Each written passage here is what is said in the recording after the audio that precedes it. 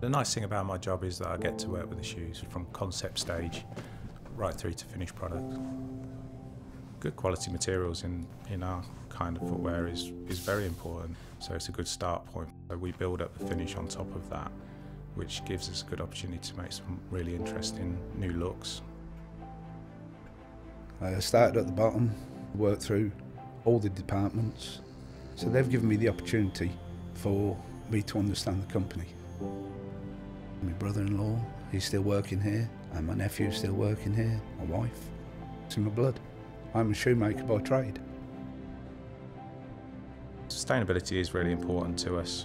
On our new collection, we're using threads using recycled plastics, leatherboard stiffeners, and the lining, which is tanned, using no chromes or heavy metals. Heritage is everything. Loake have supported me for 25 years. It's all about giving back now. The way that I intend to do that is to build my team, to keep the legacy going.